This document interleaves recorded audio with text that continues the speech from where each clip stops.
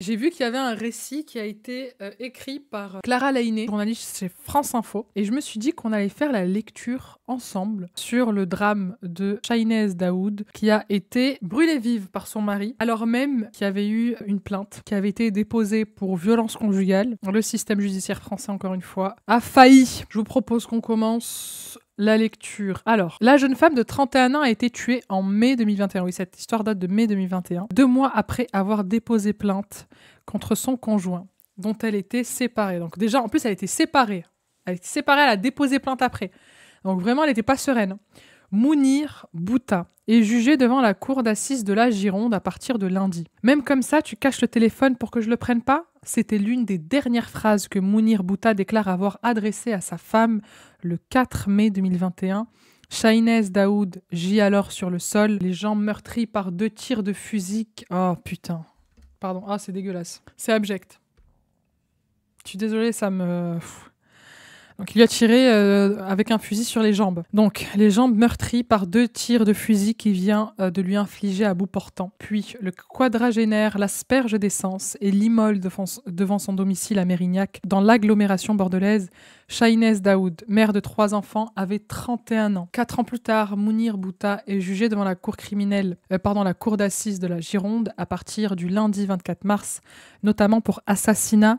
En garde à vue, il a expliqué qu'il voulait cramer son épouse, tout simplement, pour tout le mal qu'elle a fait, tout le mal et que la justice lui a fait.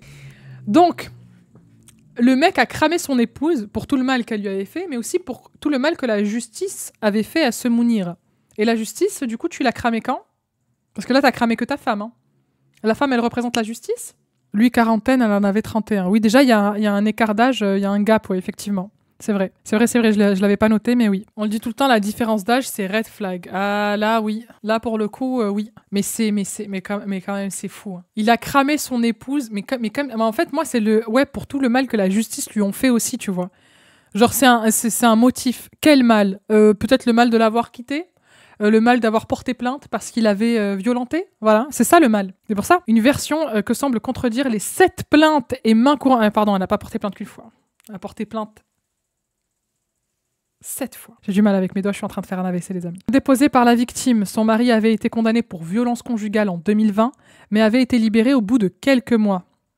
Ce féminicide qui a bouleversé la France est l'aboutissement de nombreux appels à l'aide restés sans réponse, au point que l'avocat de la famille a engagé en mars 2023 une procédure pour dysfonctionnement du service public de la justice. Comment, malgré ces alertes, la jeune femme a-t-elle pu être brûlée vive ? Franchement, bravo à l'avocat d'avoir engagé cette procédure-là. Je ne savais pas que c'était possible pour dysfonctionnement du service public de la justice. En 2015, Chahinez Daoud, fraîchement divorcée, habite en Algérie avec ses 2 premiers enfants. La jeune femme de 25 ans, elle avait 25 ans, quand elle rencontre alors Mounir Bouta, âgé de presque 15 ans de plus qu'elle. Ah, donc il avait pas... Pardon, c'est pas 40. Il avait plus que 40. C'est juste, ils ont dit quarantenaire. Non, ils ont dit quadragénaire. Pardon. Qu'est-ce qu'ils ont dit ? J'ai oublié. Bref, donc il avait 15 ans de plus qu'elle. Là, le gap, il est énorme. Le passé de ce maçon franco-algérien est marqué par un divorce conflictuel, une dépression et une tentative de suicide qui a échoué. Malheureusement, sur sa précédente relation est ponctuée de violences. Son ex-femme, la mère de ses 3 premiers enfants, raconte aux enquêteurs avoir vécu sous l'emprise d'un homme jaloux. Elle évoque notamment des coups, des insultes et un viol ayant conduit à une grossesse. Waouh! Oh, imagine ton père, il a violé ta mère et t'existes. Les pauvres enfants, putain. À l'époque, Chahinez Daoud ignore cela. Elle épouse, putain. En fait, il faudrait un putain de dossier où il y a tout. En fait, tout l'historique de la personne, tout le casier judiciaire. Elle épouse Mounir Bouta après quelques mois de relation. Grosse erreur. Épouser aussi rapidement, grosse erreur. Et décide de le rejoindre en France. En octobre 2015, la jeune femme obtient un visa touristique et séjourne quelques mois près de lui avant de rentrer dans son pays natal. En mars 2016, elle quitte définitivement l'Algérie. Là, l'enfer commence. Dès son installation en France, le comportement de Mounir Bouta change. L'enfer commence, confie une amie de la victime, Samia, il y a un astérix, donc c'est pas son vrai nom, aux enquêteurs.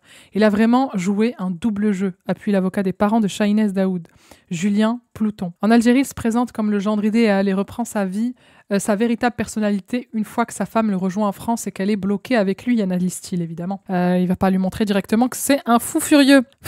ces chiens sont toujours passés pour des victimes. C'est un malade, chantage affectif, on connaît. Ouais. Ah ok, il avait au moins 45 ans, il en avait 25. Ouais. C'est ouf, hein. Grave, donner à nous accès aux antécédents judiciaires de nos mecs. De ouf. Franchement, je pense que ça pourrait être une excellente idée. Ça fait romantique de se marier vite, mais franchement, c'est une fausse bonne idée. Franchement, non, moi, je trouve... Peut-être quand j'étais plus jeune, je trouvais ça romantique, mais aujourd'hui, je peux vous assurer que même après des années, vous mariez pas. Allez, on continue. J'arrête. Donc, à ce moment-là, la jeune femme est enceinte et son fils aîné de 8 ans est resté en Algérie en attendant un visa pour la rejoindre. Il la tape au bout d'une semaine, il montre son vrai visage, il la viole et l'insulte. Putain. Le bébé naît au mois d'août 2016. Les brimades deviennent de plus en plus fréquentes. Shahinez Daoud ne peut sortir qu'en portant un voile, y compris dans son jardin. Hein, et doit refaire ses papiers parce que son mari les déchire. Oh, quel enfoiré. Selon l'une de ses amies, Mounir Bouta assure en garde à vue que sa femme s'intéressait moins à lui qu'à son droit de rester en France. Elle avait bien raison. En 2019, la famille déménage à Mérignac, en Gironde. Shahinez trouve un peu de répit en travaillant dans une cantine scolaire, mais son mari contrôle l'argent qu'elle gagne et rapporte sa mère. Ah, le bâtard. Ça aussi, c'est pareil, hein, violence financière. Johar Daoud, c'est sa mère. Johar Daoud. D'après elle, il lui interdisait de parler aux autres et de sortir. Il l'a suivi par la maison départementale de la solidarité et de l'insertion de Mérignac, la victime endure un quotidien de menaces et d'enfermement selon sa responsable Valérie Lavaux. La jeune femme dépose au moins 4 mains courantes entre 2018 et 2020. Mais là, putain, ouais, il y a toutes les mains courantes ici. Ok, donc elle en pose une le 7 février 2018 à 18h30. Motif, différend entre époux. Accompagnée de sa fille de 7 ans, Shahinez se rend au commissariat. Elle explique qu'elle a eu une dispute avec son mari et qu'il ne veut plus la voir. Dans un premier temps, elle affirme qu'il n'y a pas eu de violence. Elle se rétracte ensuite, précisant qu'il lui a tiré les cheveux. Ensuite, 29 septembre 2018. Donc, 6 mois plus tard, Shahinez Daoud souhaite dormir chez la sœur de son conjoint avec ses 2 enfants, son mari étant alcoolisé. 29 septembre, toujours, à 20h15, motif différent entre époux. Shahinez Daoud, mise dehors par son époux, selon le rapport de gendarmerie, demande à récupérer ses affaires et celles de ses enfants avec les gendarmes. Mounir Bouta refuse d'ouvrir et les insulte à plusieurs reprises. Ah oui, il a insulté tout le monde, très bien. 23 janvier 2020, à 21h19, motif différent entre époux. Putain. Une brigade de nuit est dépêchée au domicile familial où se trouvent les sapeurs-pompiers. Shahinez Daoud semble choquée, a mal à la nuque et ne souhaite pas s'exprimer. Elle est conduite à l'hôpital. Son mari affirme qu'il n'y a pas eu de violence. Évidemment. La victime finit par déposer plainte le lendemain. Confrontée au témoignage des proches de son épouse, Mounir Bouta se défend au cours d'un interrogatoire. Le 22 mai 2021, il évoque un acharnement de ses témoins qui viendrait de la police. Quel bâtard. Et la justice fait rien, il y a eu tellement d'alarmes de ouf. La chose qu'il ne savait pas, c'est qu'elle finirait comme ça, qu'elle serait morte à Sentil. Non, pardon, attendez. Qui viendrait de la police. Il estime normal de fouiller dans le téléphone de sa femme. Non, c'est pas normal. Non, c'est pas normal. Moi, je suis désolée. Tu fouilles dans le téléphone de personne. Femme, homme, personne. À la limite, enfant, et encore. Ça dépend ce que tu vas chercher dedans. Mais très honnêtement, moi, je suis complètement contre que tu fouines. C'est fouiner, ça. Tu fouines pas dans ma vie. Personne fouine dans ma vie. Vous avez la ref ou pas dans le Whoop Gang. Whoop Gang. Moi, je l'ai dit comme une boumeuse. Mais non, pour moi, fouiller, c'est pas normal. Que la personne, tu vois, genre, elle te donne son téléphone ou j'en sais rien. Mais en fait, fouiller, c'est que tu le fais sans son consentement, en gros, tu vois. Donc non, moi, je suis pas d'accord. Quant aux mains courantes, il s'agit d'un plan qu'elle aurait mis en place. Ok. La chose qu'il ne savait pas, c'est qu'elle finirait comme ça, qu'elle serait morte à Sentil. Ok. Super. Très bien. Donc c'était prémédité. En 2020, le confinement aggrave encore la situation. Un jour, pour avoir voulu porter un jean, Shahinez Daoud est étranglée jusqu'à perdre connaissance.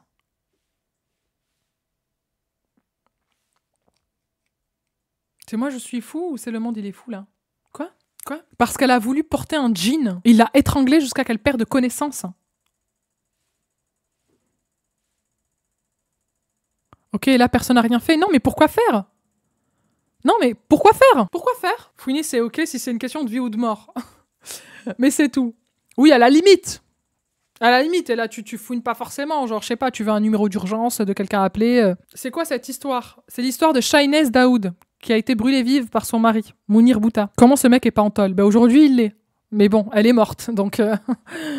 C'est gentil de mettre le mec en prison et de pas l'avoir arrêté avant pour lui sauver la vie. Bah super. Donc, il l'étrangle jusqu'à qu'elle perde connaissance parce qu'elle a voulu mettre un jean. Le 24 juin, je vous jure, ça m'énerve. Ça m'énerve premier degré. Shahnez Daoud est étranglée jusqu'à perdre connaissance. Le 24 juin, elle dépose plainte contre son mari. Il nie en bloc et la tresse de chaudasse. Ben, ok. Ben, c'est une chaudasse. Ok, c'est une tana. Très bien. Ben, ne sors pas avec une tana si tu veux pas une tana. Laisse-la tranquille. Et il prétend qu'elle s'est blessée en tombant. Oui, elle famoso tombée, oui. Elle est condamnée à 18 mois de prison, dont 9 avec sursis probatoire sur une période de 2 ans. Enfin. Donc, les plaintes continuent. Les plaintes déposées par Shahnez contre Mounir Bouta, d'après l'ordonnance de mise en accusation consultée par France Info. 24 juin 2020. Motif, plainte pour des faits de strangulation et de menaces avec un couteau. Shahnez dénonce avoir perdu connaissance 2 fois sous les étranglements de Mounir Bouta. Il est condamné le 25 juin à 18 mois d'emprisonnement, dont 9 avec sursis probatoire avec un mandat de dépôt. Ok. À la suite de ça, 2 mois plus tard, 7 août 2020, plainte pour harcèlement téléphonique. Eh ben oui, forcément, il allait pas la laisser tranquille. Le mec a été marié 10 ans à une meuf qui témoigne aussi de violence. Ouais, on a vu ça au début du récit. C'est pour ça qu'on dit il faudrait peut-être qu'on ait l'historique de notre mec avant de se mettre avec lui, encore plus avant de se marier. Plaza et sa dyspraxie en connaît, tout à fait. Elle est pas tombée, il est maladroit, c'est pour ça, ça n'a rien à voir. Donc, Shahnez Daoud, le 7 août 2020, dépose plainte en raison de nombreux messages que lui envoie Mounir Bouta depuis sa cellule. Ah oui, putain. En plus, il était enfermé, là. Donc, tu peux quand même faire quelque chose. Le mis en cause reconnaît les faits, expliquant être entré en contact avec son épouse grâce à un co-détenu.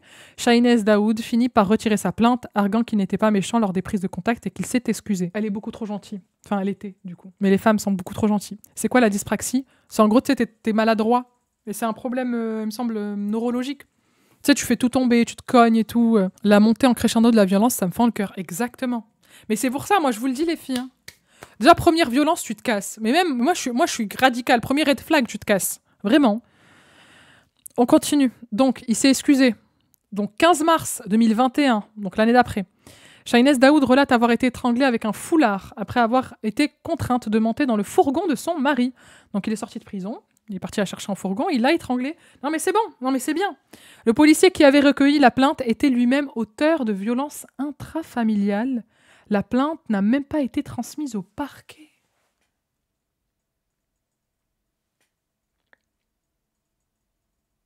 Donc là, le policier qui a pris la plainte de Shahnez, lui-même, il tapait sa famille, quoi. Non mais rions. Non mais s'il vous plaît. Un maximum de rire dans le chat, s'il vous plaît. Non mais rions. La situation, elle est affolante. D'où c'est ce mec qui prend la plainte? D'où? À quelle heure?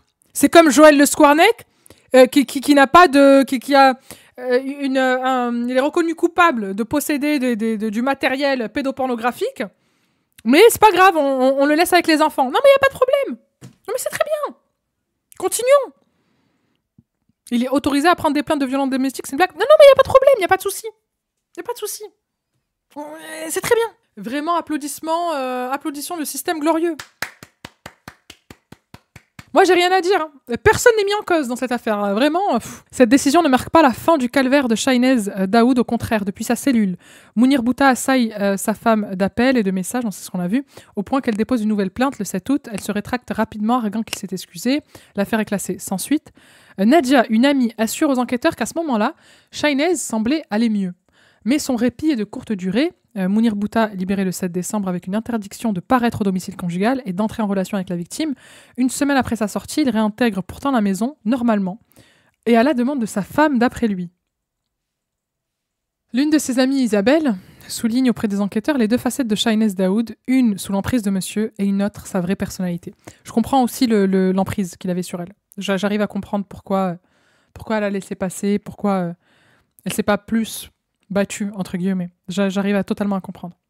L'emprise peut expliquer beaucoup de choses. Hein. 3 mois plus tard, les tensions explosent de nouveau et Mounir Bouta déménage. Le 15 mars, Shahnez Daoud porte de nouveau plainte pour violence conjugale. Elle déclare que son mari l'a contrainte à monter dans le fourgon puis étrangler avec un foulard. Le policier qui a recueilli sa plainte venait lui-même d'être condamné pour violence intrafamiliale. Mounir Bouta n'est pas poursuivi pour ces faits. La plainte n'ayant pas été transmise au parquet et aucune mesure de précaution n'est mise en place. Imaginez-vous à la place de cette victime. Vous avez subi un kidnapping et une séquestration, quoi, à la limite, plus de la strangulation. Vous allez voir la police, vous vous dire putain, ils vont m'aider. Tu vois, genre, t'es abattu. T'es abattu. T'es au bout de ta life.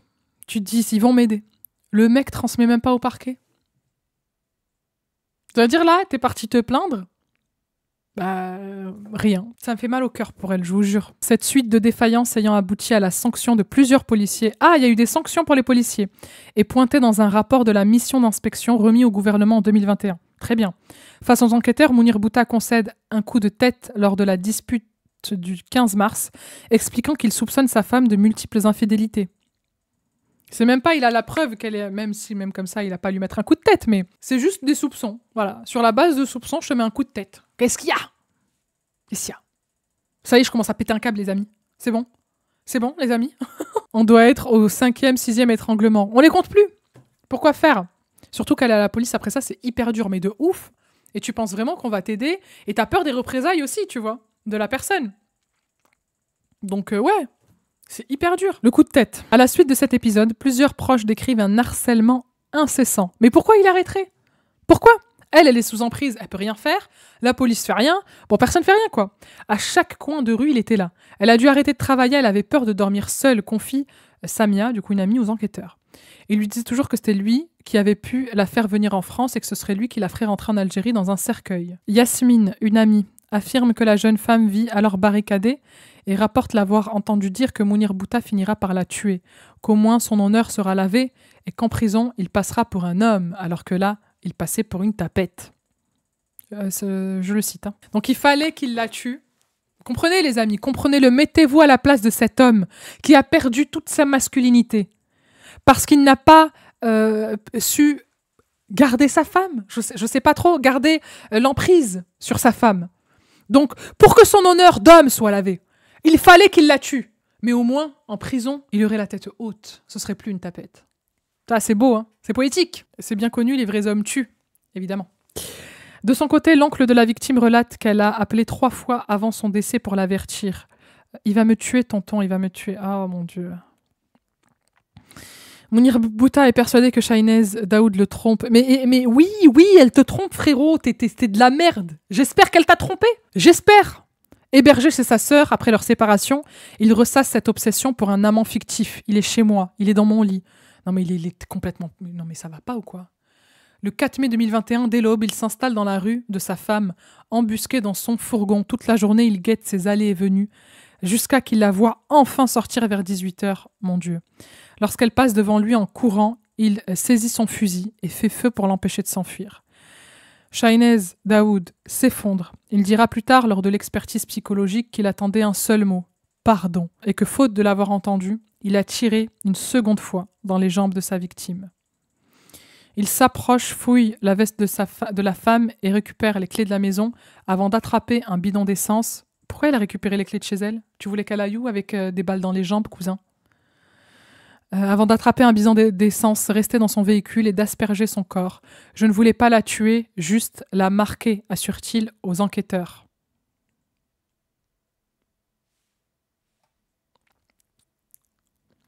La marquer? Déjà, elle devait être en train de se vider de son sang parce que tu lui as tiré dans les jambes. Et comment tu comptais arrêter le feu? Pourtant, il craque une allumette et met le feu à son épouse. L'homme incendie ensuite le pavillon, après en avoir fait sortir le fils aîné de Chahinez, alors âgé de 12 ans. Ce dernier raconte aux enquêteurs s'être s'enfui, pieds nus vers l'école de sa petite sœur et avoir tenté d'appeler sa mère en vain. Oh.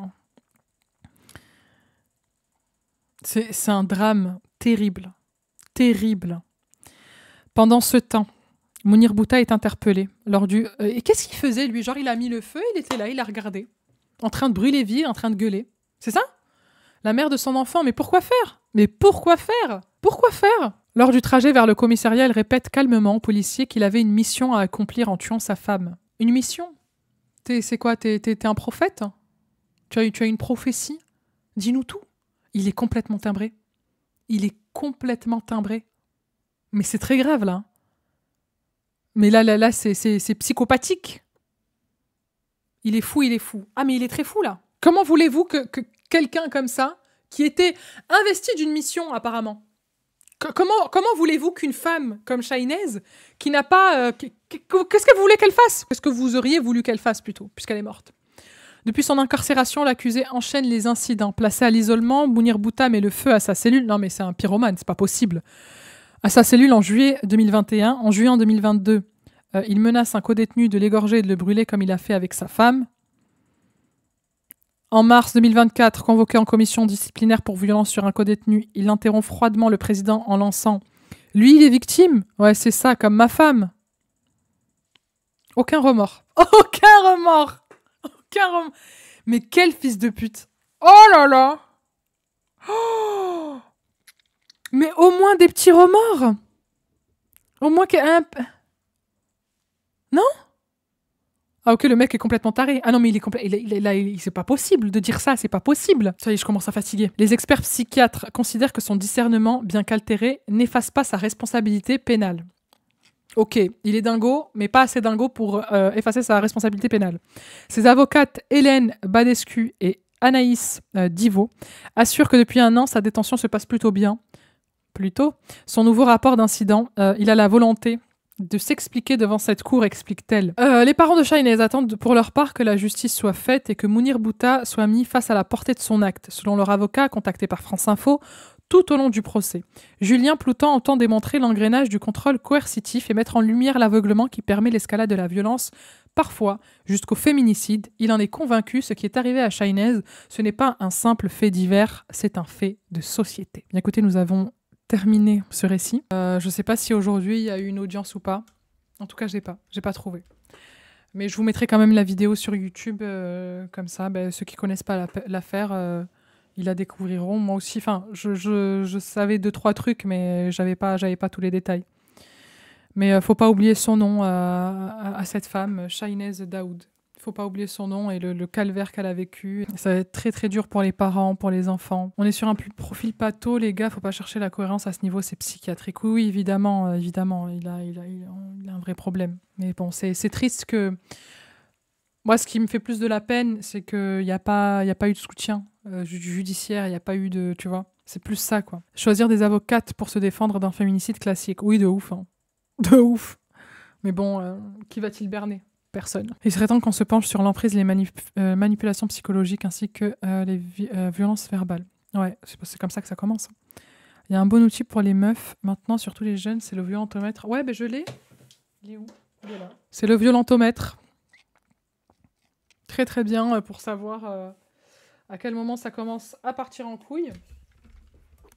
Déjà à partir de te fais du chantage si tu refuses de faire quelque chose. Rabaisse tes opinions et tes projets. Quoi d'autre? Se moque de toi en public. Est jaloux et possessif en permanence. Bon, ça c'était lui par exemple. Te manipule. Qu'est-ce qu'il y a écrit là?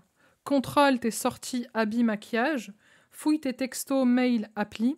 Insiste pour que tu lui envoies des photos intimes. T'isole de ta famille, de tes proches. T'oblige à regarder des films porno. Là, on rentre dans la protection, protège-toi et demande de l'aide. T'humilie et te traite de folle quand tu lui fais des reproches. Pète les plombs lorsque quelque chose lui déplaît. Menace de se suicider à cause de toi. Menace de diffuser des photos intimes de toi. Te pousse, te tire, te gifle, te secoue, te frappe. Te touche les parties intimes sans ton consentement. Ah mais ça c'était Gérard Depardieu. T'oblige à avoir des relations sexuelles. Te menace avec une arme.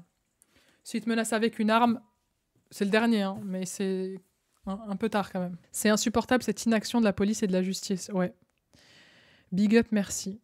Affilé à toutes les frangines, nièces, cousines, copines. Ouais, de ouf. Hein.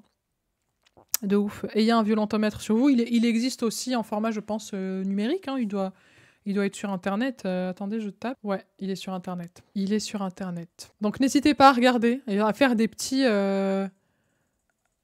check-up dans votre relation. Tu sais, de temps en temps, t'es là, attends, voyons, est-ce qu'on est dans le vert ou pas? Imagine la vie de ces enfants après ça. Je veux même pas l'imaginer. Je te jure, j'ai pas la force de l'imaginer. Je peux pas. Ça rentre pas dans ma tête. Enfin, comment tu te relèves de ça, quoi? Enfin, l'humain, après, l'humain nous étonnera toujours. Mais ça doit être très, très dur pour eux. Très, très dur. Merci de montrer le violentomètre comme piqûre de rappel. Ouais. Merci à la personne qui en a parlé dans le chat. C'est vrai que c'est très, très important. Enfin, moi, il est toujours là.